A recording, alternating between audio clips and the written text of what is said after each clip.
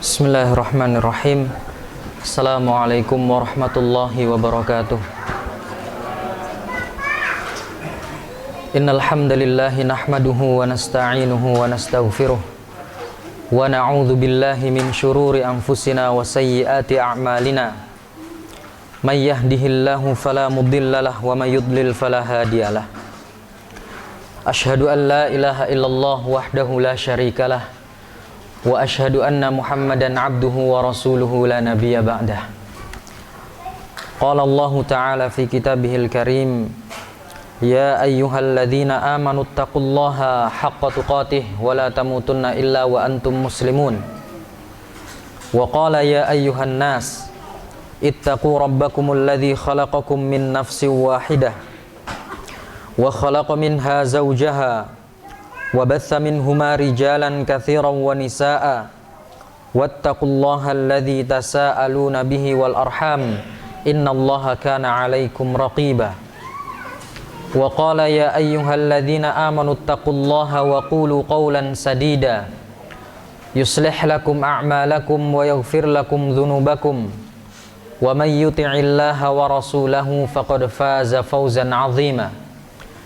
Amma ba'du fa inna asdaqal hadithi kitabullah wa khairal hadi hadi Muhammadin sallallahu alaihi wa alihi wasallam wa syarral umuri muhdatsatuha fa inna kulla muhdatsatin bid'ah wa kulla bid'atin dhalalah wa kulla dhalalatin finnar.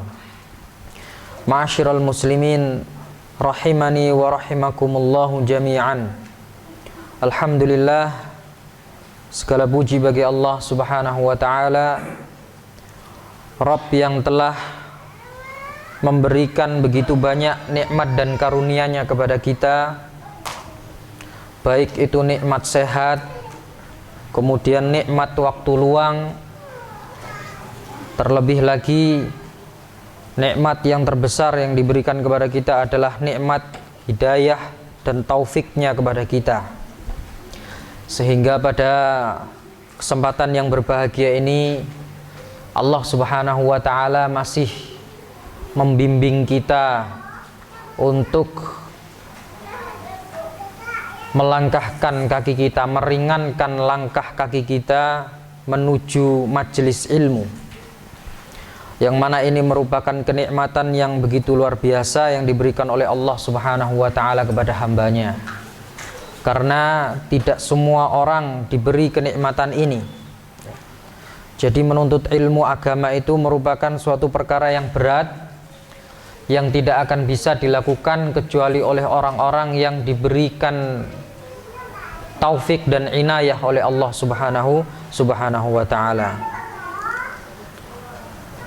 Nah, ma'asyiral muslimin, azani Allah wa iyyakum jami'an. Insyaallah pada kesempatan yang berbahagia ini kita akan kembali melanjutkan pembahasan kitab Al-Adabul Mufrad karya Imam Al-Bukhari rahimahullah ta'ala, kemudian ditahqiq oleh Syekh Muhammad Nasiruddin Al-Albani rahimahullah ta'ala, sehingga menjadi kitab Sahih Al-Adabul Mufrad.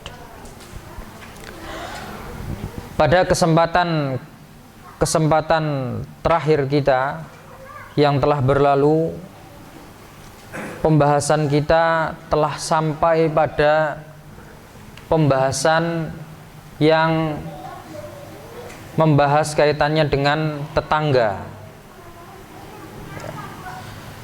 di mana syariat Islam ini menghendaki umatnya untuk berbuat baik kepada tetangga-tetangganya. Hal ini dikarenakan syariat Islam ingin menjaga persatuan dan kedamaian di tengah-tengah umat manusia. Dan ini merupakan salah satu bentuk upaya dari Allah Subhanahu wa ta'ala untuk menjaga perdamaian, persatuan di antara umat manusia, di antara masyarakat. Ya. Salah satu upayanya adalah kita diperintahkan untuk berbuat baik dengan tetangga-tetangga kita, di mana tetangga-tetangga kita ini adalah orang-orang yang paling dekat dengan kita setelah keluarga. Ya. Maka penting sekali untuk menjaga hubungan dengan mereka. Perintah untuk berbuat baik kepada tetangga ini Allah Subhanahu wa taala langsung sampaikan di dalam kitabnya yang mulia, yaitu Al-Qur'anul Karim, dengan firman-Nya, wa'budullaha wa la tusyriku bihi syai'a wa bil walidaini ihsana wa bidzil qurba wal yatama wal masakin wal jari dzil qurba wal jari bil janbi. Kata Allah Subhanahu wa taala, dan beribadalah kamu kepada Allah Subhanahu wa taala, serta jangan mensekutukan Allah Subhanahu wa taala dengan sesuatu apapun. Kemudian berbuat baiklah, berbaktilah kepada kedua orang tuamu, dan berbuat baiklah kepada kerabat-kerabatmu. Berbuat baiklah kepada anak-anak yatim, dan juga berbuat baiklah kamu kepada orang-orang miskin, dan berikutnya berbuat baiklah kamu dengan tetangga-tetanggamu yang dekat maupun tetanggamu yang jauh. Nah, ini adalah perintah dari Allah Subhanahu wa taala yang membuat syariat ini, agar hambanya berlaku baik, menjaga hubungan baik dengan tetangganya. Adapun di dalam sunnah, di dalam hadis, maka banyak sekali Rasulullah SAW telah menyampaikan anjuran-anjuran kepada umatnya untuk menjaga hubungan baik dengan tetangga. Dan kemudian Allah Subhanahu wa taala memberikan fadilah-fadilah, keutamaan-keutamaan yang besar bagi orang-orang yang menjalin hubungan baik dengan tetangganya, yang menunaikan hak-hak tetangganya. Untuk apa hal ini dilakukan? Untuk menyemangati hambanya agar mereka mau melakukan perbuatan ini, yaitu berbuat baik kepada tetangga. Begitu pula Allah Subhanahu wa taala juga menyampaikan ancaman-ancaman yang berat, ancaman-ancaman yang besar, ya, bagi orang-orang yang gemar mengusik tetangganya, tidak baik dengan tetangganya, suka usil dengan tetangganya. Itu diberi peringatan yang berat oleh Allah Subhanahu wa taala dan Rasulnya. Supaya apa? Supaya manusia ini awas, supaya manusia ini tidak mudah melalaikan perkara ini, ya. Makanya jamaah yang dirahmati Allah Subhanahu wa taala, Rasulullah sallallahu alaihi wasallam dalam sebuah hadisnya beliau mengatakan, mazala Jibril yusini bil jar hatta dzanantu annahu sayuwarithu.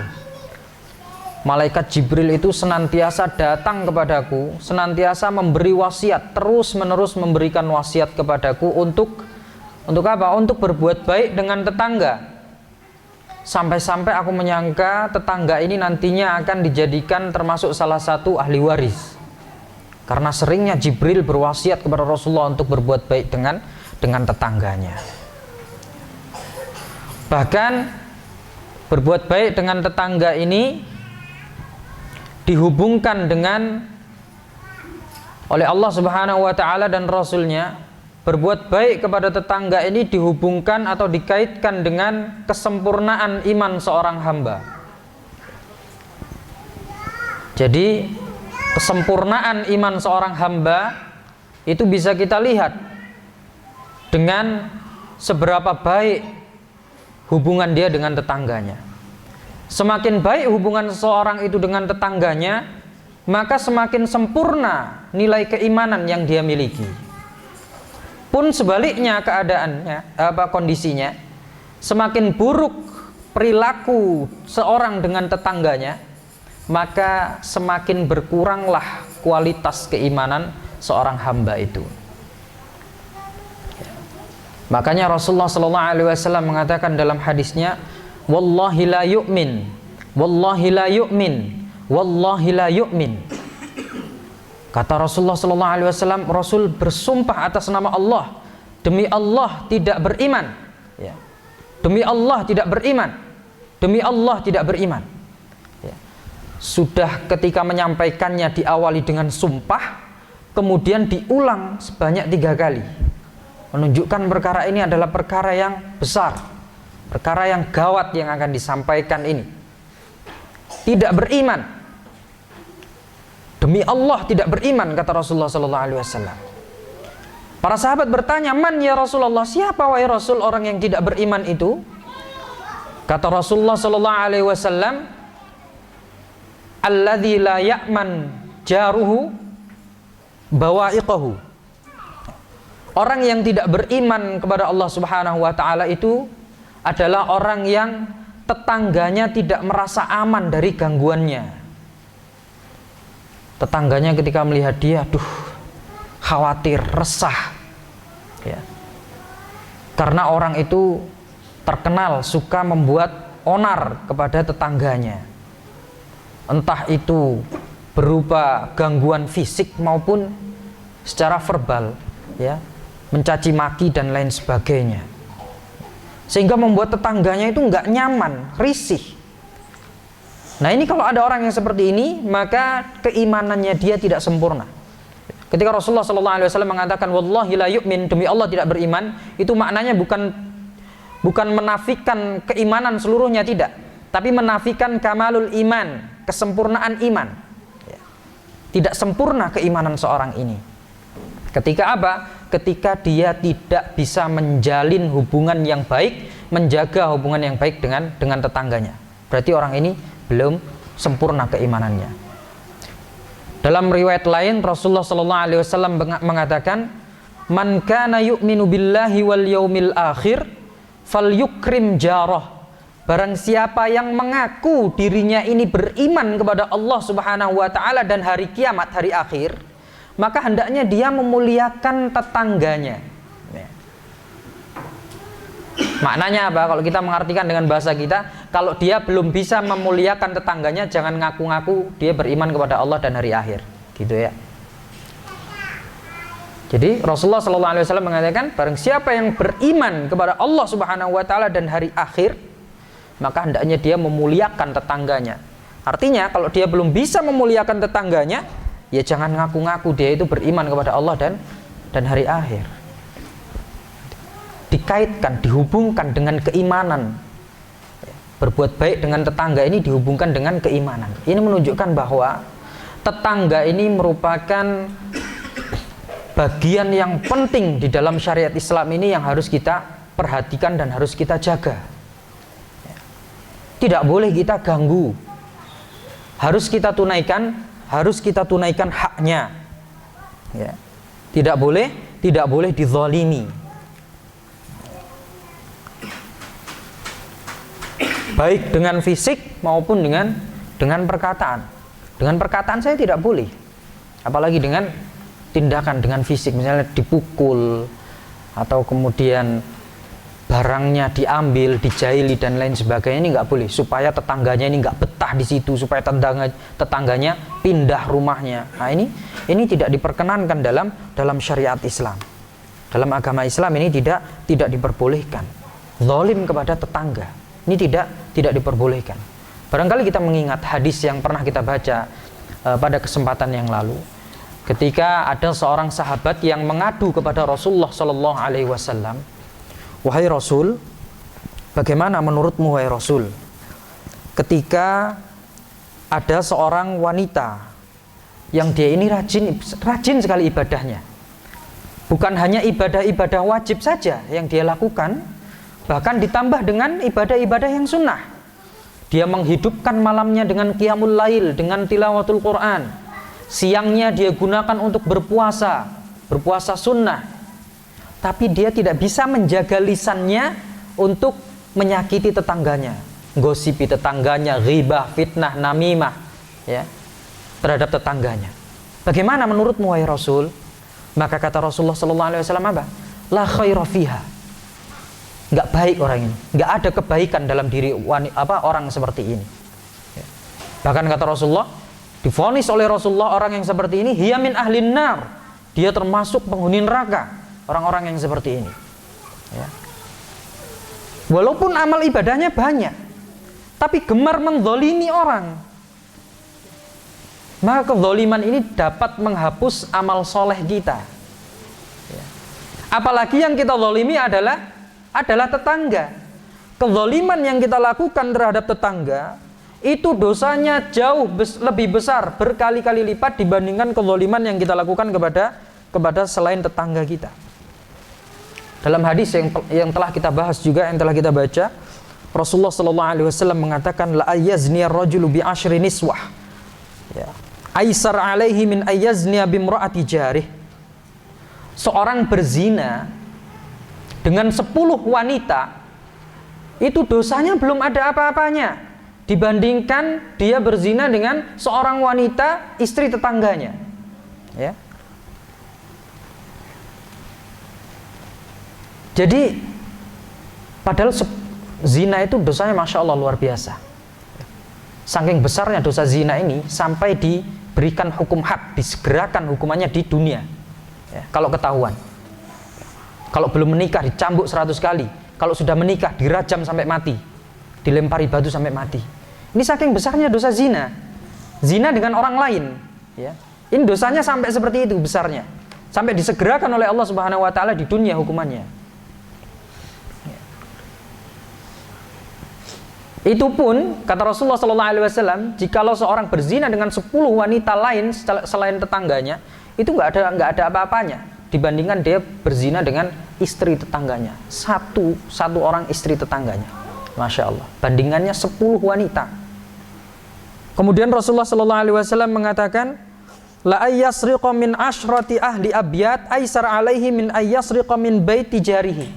Seorang mencuri di 10 rumah, ya, mencuri di 10 rumah orang selain tetangganya, itu nggak ada apa-apanya dosanya dibandingkan dia mencuri di 1 rumah tetangganya. Artinya dosa ketika kita menzalimi tetangga itu dilipat gandakan oleh Allah Subhanahu Wa Taala daripada dosa atau kezaliman yang kita lakukan kepada selain tetangga. Ya. Maka ini bahaya, jamaah yang dirahmati Allah Subhanahu Wa Taala. Maka benar ketika Rasulullah Sallallahu Alaihi Wasallam mengatakan kepada wanita yang diadukan oleh sahabat tadi, ya, dia gemar ibadah, gemar beramal soleh, tapi tidak bisa menjaga lisannya untuk menzalimi tetangganya. Ya. Kata Rasulullah Sallallahu Alaihi Wasallam, nggak ada kebaikan sama sekali pada diri wanita itu, pada diri orang itu. Hiya min ahlin nar, dia termasuk penduduk neraka. Ya. Karena apa? Ini sama saja dengan dia mengalami kebangkrutan dalam amal ibadahnya. Barangkali kita mengingat hadis Rasulullah Sallallahu Alaihi Wasallam yang menjelaskan tentang orang yang muflis, orang yang bangkrut. Di mana ketika itu Rasulullah Sallallahu Alaihi Wasallam bertanya kepada para sahabatnya, wahai para sahabatku, atadruna mal muflis? Kalian tahu nggak orang yang bangkrut itu siapa? Siapa orang yang bangkrut itu?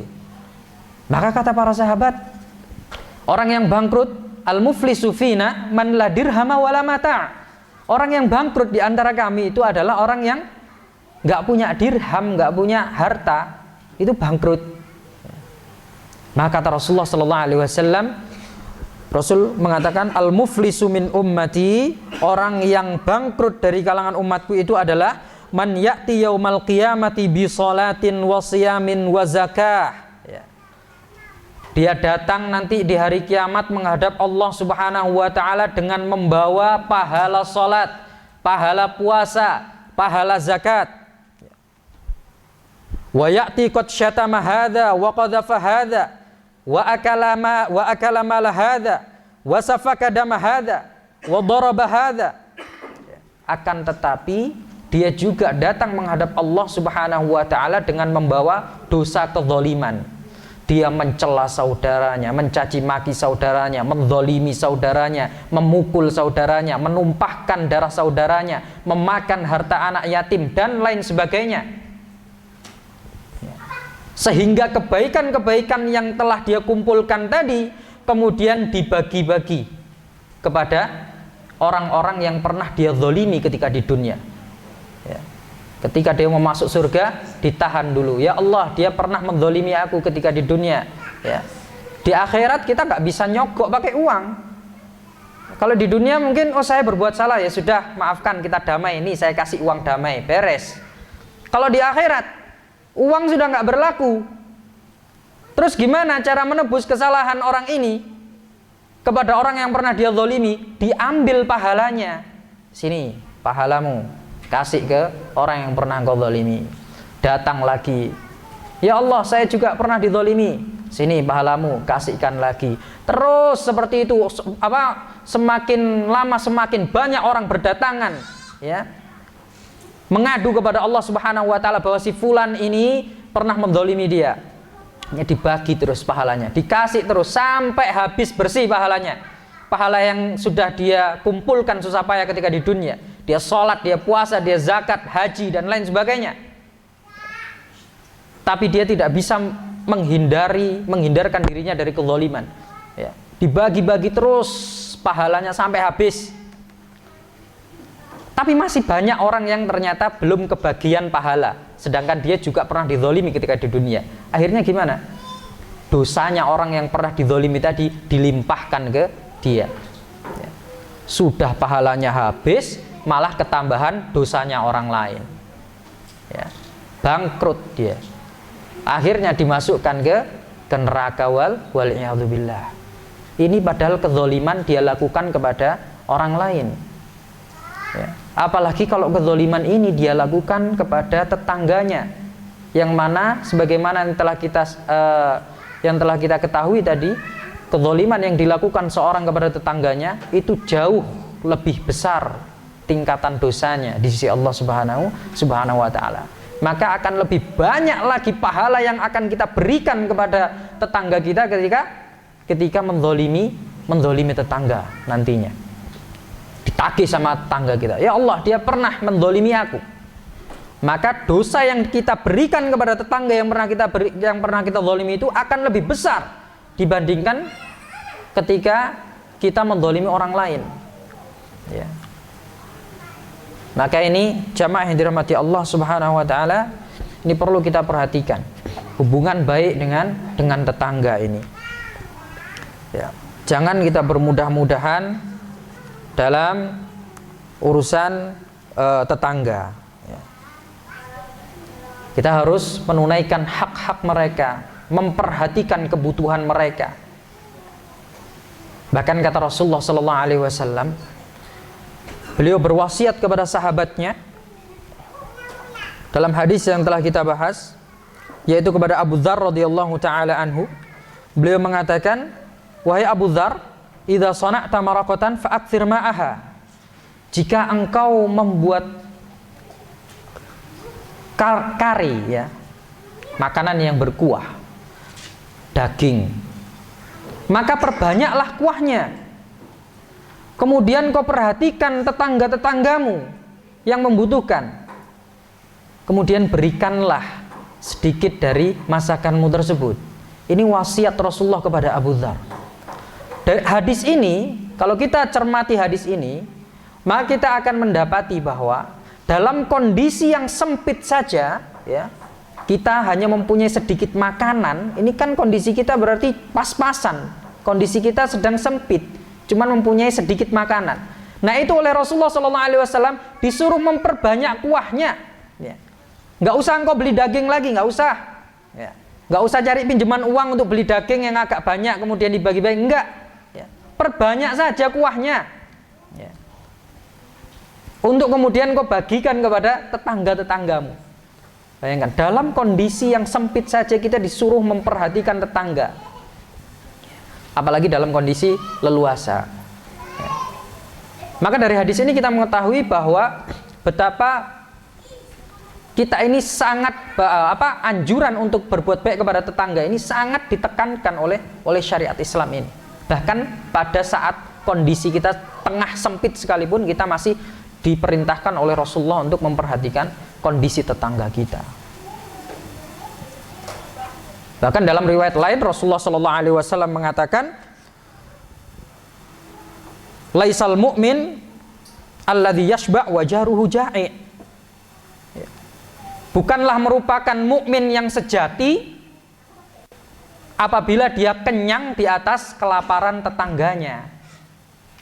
Tetangganya lapar, dia enak-enakan makan sendiri. Ini bukan mukmin yang sejati. Mukmin yang sejati adalah orang mukmin yang memperhatikan kondisi tetangganya.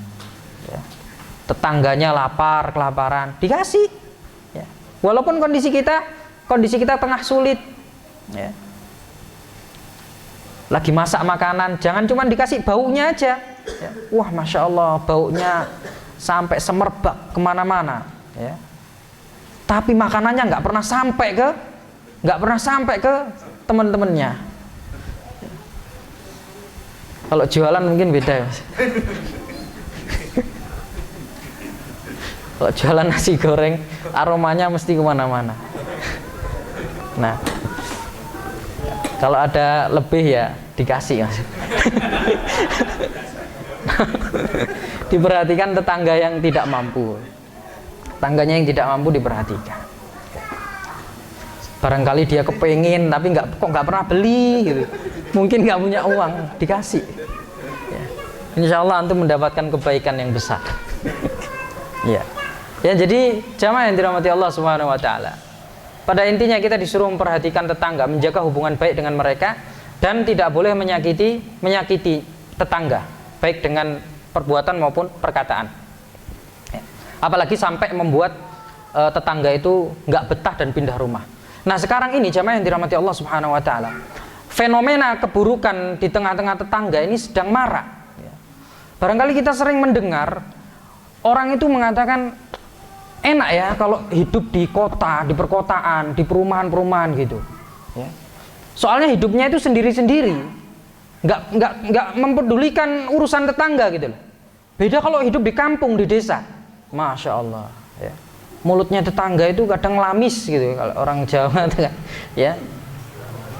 Nggak punya uang dikira males pengangguran, punya uang dikira pesugihan,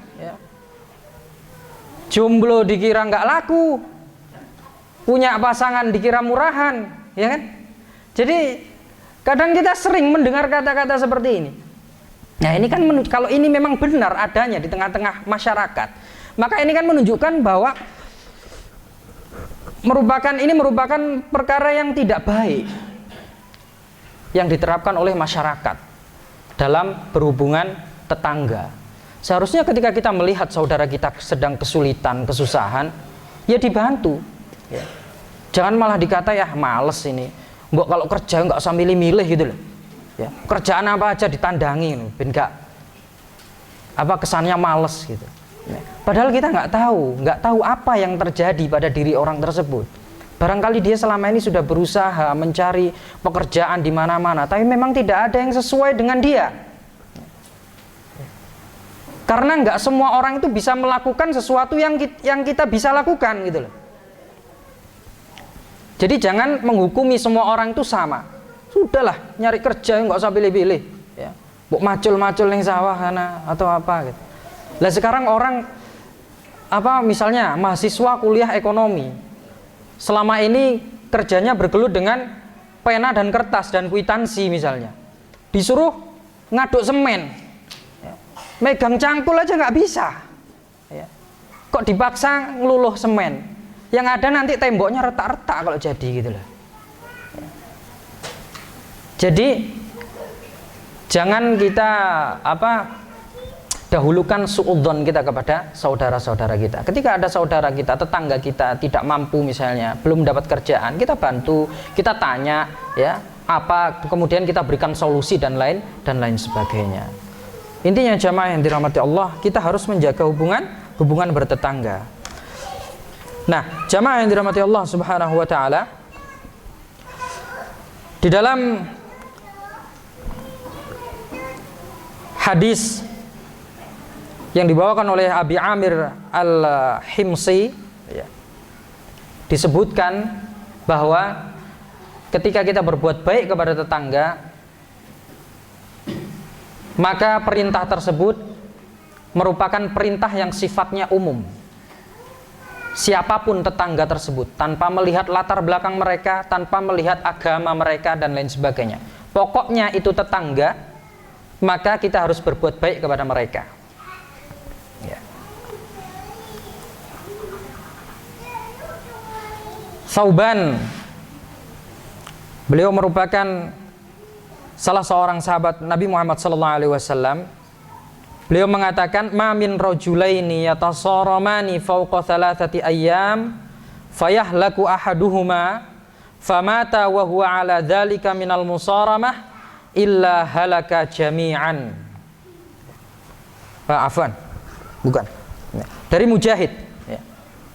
Mujahid radhiyallahu taala anhu, beliau mengatakan, Mujahid ini adalah seorang tabi'in. Ya. Kuntu inda Abdullah bin Amr wa ghulamuhu yaslahu syah. Ini menceritakan tentang hadis ini menjadi sebuah dasar bagi kita untuk berbuat baik kepada tetangga dan tanpa berbuat baik kepada tetangga secara umum tanpa melihat latar belakang mereka. Entah mereka itu orang baik maupun orang jahat, orang muslim maupun kafir, Nasrani atau Yahudi dan lain sebagainya. Tetap kita diperintahkan untuk berbuat baik kepada tetangga kita. Jadi suatu hari Mujahid ini seorang tabi'in, beliau pernah berada di rumahnya Abdullah bin Amr radhiyallahu taala anhu. Dan ketika itu pembantunya Abdullah bin Amr ini sedang menguliti kambing. Beliau habis menyembelih kambing. Abdullah bin Amr, pembantunya Abdullah bin Amr ini sedang menguliti kambing. Kemudian kata Abdullah bin Amr, beliau mengatakan kepada pembantunya ini, "Ya gulam, wahai pemuda," wahai pembantuku maksudnya, dipanggil gulam ya karena dia masih muda. "Wahai gulam, idza faragta fabda bijarinal yahudi." Kalau engkau sudah selesai ngulitin ya, jangan lupa nanti dahulukan tetangga kita yang Yahudi itu. Karena kebetulan tetangganya yang Yahudi ini dekat rumahnya dengan Abdullah bin Amr. Ya. Jangan lupa nanti kasih itu tetangga kita yang Yahudi itu. Nah kemudian ada salah seorang yang menyeletuk, ya, yang mengatakan, "Al-Yahudi aslahakallah," katanya. Apa? Yahudi? Dia kayak heran gitu. Yahudi? Engkau mau ngasih orang Yahudi? Gitu. Aslahakallah. Aslahakallah ini artinya, kalau kita artikan, semoga Allah memperbaiki kondisimu, memperbaiki dirimu. Nah, ini termasuk salah satu adab yang baik dari yang diterapkan oleh orang-orang Arab. Jadi orang Arab itu kalau dia melihat suatu yang tidak suka yang terjadi di temannya, dia tidak mencaci maki temannya. Dasar kamu ini nggak berguna atau bodoh dan lain sebagainya, enggak. Tapi didoakan aslahakallah, atau kadang didoakan Allah yahdik, semoga Allah memberi hidayah kepadamu, semoga Allah memperbaiki kondisimu dan lain sebagainya. Ini kalau mereka marah dengan orang. Jadi kalau marah itu nggak mencaci maki, enggak. Kalau kita kan beda. Orang kita kalau marah seluruh isi kebun binatang keluar. Ya. Kalau orang Arab enggak, aslahakallah, Allah yahdik dan lain sebagainya. Didoakan supaya menjadi baik orangnya. Nah ini juga ketika Abdullah bin Amr ini mengatakan, "Wahai gulam, nanti kalau sudah selesai kasih tetangga kita yang Yahudi itu, dahulukan dia, kasih dia." Kemudian ada yang mengatakan, "Loh, orang Yahudi mau kau kasih? Semoga Allah memperbaiki kondisimu." Ya, aslahakallah gitu katanya. Kemudian apa kata Abdullah bin Amr? Abdullah bin Amr beliau menjawab dengan santai, menjawab dengan sabda Nabi Muhammad SAW. Karena beliau adalah orang yang berilmu, beliau adalah sahabat Nabi. Beliau mengatakan, "Sami'tun Nabi SAW yusi bil jar." Aku mendengar Rasulullah SAW itu berwasiat untuk senantiasa berbuat baik dengan tetangga. Hatta khashina aura'aina annahu sayuwarrithu. Sampai-sampai kami khawatir atau kami menduga tetangga itu akan dijadikan sebagai salah satu ahli waris. Nah, kebaikan di sini, wasiat untuk berbuat baik kepada tetangga di sini itu sifatnya adalah umum, tidak dibedakan, ya, atau tidak dikhususkan bagi orang yang muslim saja, atau dikhususkan bagi orang yang muslim dan baik saja, tidak.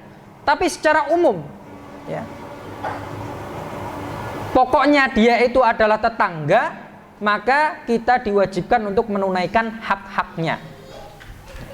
Mau itu baik, jahat, zalim, buruk, muslim atau kafir dan lain sebagainya, tetap selama dia masih tetangga, maka kita diperintahkan untuk menunaikan haknya, dan itu adalah kewajiban kita. Allah nggak melihat kita berbuat baik kepada siapa, tapi Allah Subhanahu wa ta'ala melihat kebaikan yang kita lakukan. Ini tujuannya apa? Tujuannya adalah untuk menjaga kedamaian, persatuan di tengah-tengah masyarakat. Ini upaya, salah satu upaya Allah Subhanahu wa ta'ala dan Rasulnya. Terserah dia mau Yahudi, mau Nasrani, yang penting baik. Kalau udah Yahudi, Nasrani berbuat jahat, ya, terutama terhadap agama, nah baru ini lain lagi urusannya. Tapi selama dia masih berbuat baik kepada kita, maka kita pun diperintahkan untuk berbuat baik kepada mereka. Jamaah kaum muslimin dan muslimat yang dirahmati Allah Subhanahu wa ta'ala, kesimpulannya adalah hendaknya kita menjaga hubungan baik kita dengan tetangga-tetangga kita tunaikan hak-hak mereka, kita perhatikan kondisi mereka, jangan sampai kita lalai terhadap kondisi-kondisi mereka, ya. Sering-sering berkunjung kepada mereka, tanya kabarnya, bagaimana kondisinya, ya. Jangan sampai kita membuat permasalahan yang menimbulkan kebencian, kedengkian di antara mereka, atau bahkan memprovokasi orang, ya, ngompor-ngompori orang lain untuk membenci tetangga kita. Ya. Kalau kita benci dengan dia, sudah cukup kita dengan dia. Jangan mengajak-ajak orang lain untuk ikut membenci dia. Ya. Gitu. Ini parah lagi hukumnya. Ya. Dosanya lebih parah. Ketika kita membenci tetangga kita saja, itu sudah merupakan sesuatu yang melenceng dari syariat, yang tidak dibenarkan. Lah ini kok malah ngajak orang lain untuk membenci tetangga. Membenci tetangga kita, ini tentu tidak diperkenankan. Hendaknya kita menjaga hubungan baik tersebut. Nah, kaum muslimin dan muslimat yang dirahmati Allah Subhanahu wa ta'ala, kita masuk ke dalam pembahasan yang baru, pembahasan seputar tetangga. Insya Allah sudah selesai, ya. Dan kita akan masuk ke dalam bab yang lainnya, bab yang baru. Bab berikutnya dari kitab Sahih Al-Adabul Mufrad, bab yang ke-62, yaitu Babul Karam, bab yang menjelaskan atau menerangkan kepada kita tentang kemuliaan. Apa sih kemuliaan itu? Maka kita akan bahas dalam bab ini. Al-Imam Al-Bukhari rahimahullah ta'ala membawakan sebuah hadis dari sahabat Abu Hurairah radhiyallahu ta'ala anhu. Beliau mengatakan, Su'ila Rasulullah sallallahu alaihi wasallam. Rasulullah sallallahu alaihi wasallam pernah suatu ketika ditanya, Ayyun nasi akram? Wahai Rasul, siapa manusia yang paling mulia itu? Maka Rasulullah sallallahu alaihi wasallam menjawab, akramuhum indallahi atqahum. Manusia yang paling mulia itu adalah manusia yang paling bertakwa kepada Allah, yang paling bertakwa di antara mereka. Itu yang paling mulia.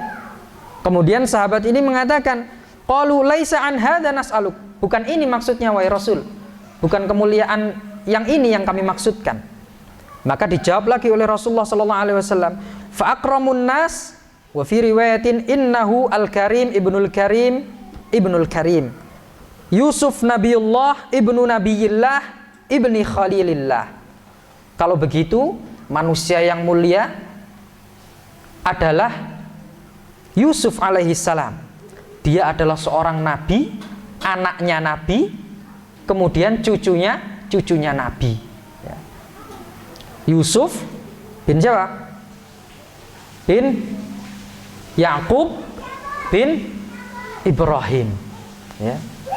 Yusuf nabi, Nabi Yakub nabi, Ibrahim nabi, Khalilullah, kekasih Allah. Ini manusia yang paling mulia. Kemudian sahabat ini mengatakan, laisa andali kanas aluk. Bukan tentang ini juga wahai Rasul. Ya. Maka kemudian Rasul menjawab, fa'an ma'adinil Arab tas'aluni, apakah tentang keturunan-keturunan orang Arab engkau menanyakan? Maka sahabat ini mengatakan, na'am, iya wahai Rasul, maksudku itu adalah bangsa-bangsa Arab ini, siapa yang paling mulia di antara mereka? Maka kata Rasulullah sallallahu alaihi wasallam, fa khiyarukum fil jahiliyati khiyarukum fil islami idza faqihu. Ya. Orang yang paling baik di antara kalian di masa jahiliyah, maka ketika dia masuk Islam, dia menjadi orang yang paling baik pula di antara kalian apabila dia faham terhadap ilmu agama. Jamaah kaum muslimin yang dirahmati Allah Subhanahu wa taala, dari hadis ini Rasulullah sallallahu alaihi wasallam itu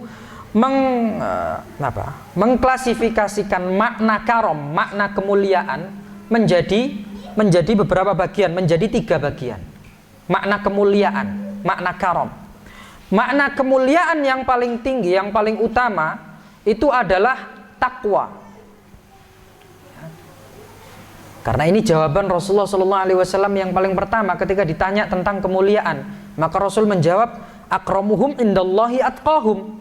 Orang yang paling mulia di antara mereka, di antara manusia adalah yang paling bertakwa. Dan ini Rasulullah mengatakan ini karena sesuai dengan firman Allah Subhanahu wa taala di dalam Al-Qur'an. Allah mengatakan, inna akramakum indallahi atqakum. Sungguhnya yang paling mulia di antara kalian adalah orang yang paling bertakwa, bukan orang yang paling kaya, bukan orang yang mempunyai jabatan paling tinggi, bukan orang yang paling tampan atau yang paling cantik dan lain sebagainya, tidak. Tapi orang yang paling mulia di sisi Allah Subhanahu wa taala adalah yang paling bertakwa. Semakin tinggi ketakwaan seorang, maka semakin mulia dia di sisi Allah Subhanahu wa taala. Ini makna karam yang pertama. Kemudian makna karam yang kedua adalah ditinjau dari nasab, ya, ditinjau dari segi nasabnya. Semakin orang itu menjaga nasabnya, maka kelak dia akan menjadi orang yang paling mulia di antara umat manusia. Makanya jamaah yang dirahmati Allah Subhanahu wa taala, orang-orang Arab itu mereka amat sangat menjaga nasab, ya. Sehingga mereka itu berbangga-bangga dengan nasabnya, ya. Mereka begitu hafal dengan nasab mereka, sampai berpuluh-puluh nasab itu mereka sanggup menyebutkan. Kalau saya saja mungkin sampai kakek saya, ya, setelah itu saya nggak tahu. Tapi kalau orang Arab, mereka begitu berbangga-bangga dengan nasabnya, menjaga nasab, karena semakin terjaga nasabnya, maka dia akan dinilai sebagai orang yang mulia, kabilah yang mulia. Dan kabilah yang paling mulia adalah Quraisy, sebagaimana yang disebutkan oleh Rasulullah SAW dalam hadisnya. Tapi di sini Rasulullah SAW menyebutkan bahwa nasab yang paling mulia, manusia yang paling mulia dari kalian, yang nasabnya paling baik adalah Yusuf. Karena apa? Yusuf itu nabi, bapaknya nabi, kakeknya juga nabi. Sedangkan Rasulullah SAW, beliau memang terlahir dari nasab yang mulia di kalangan Arab. Tapi ayahnya bukan nabi, kakeknya pun bukan nabi dan lain sebagainya. Sehingga beliau merasa bahwa Nabi Yusuflah orang yang nasabnya paling mulia, orang yang nasabnya paling baik.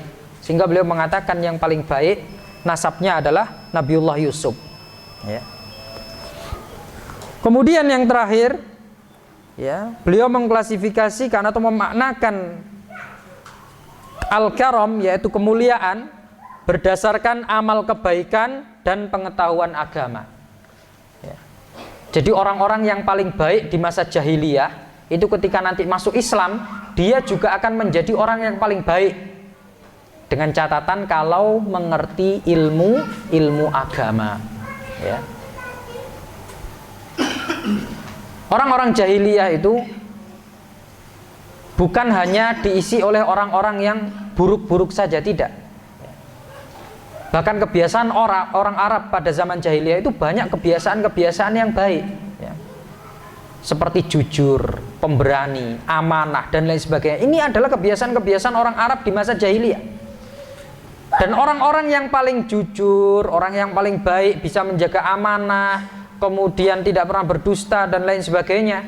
Ini ketika nanti masuk Islam, dia akan membawa kemuliaan tersebut. Ya. Akan membawa kemuliaan tersebut ketika masuk Islam. Ya.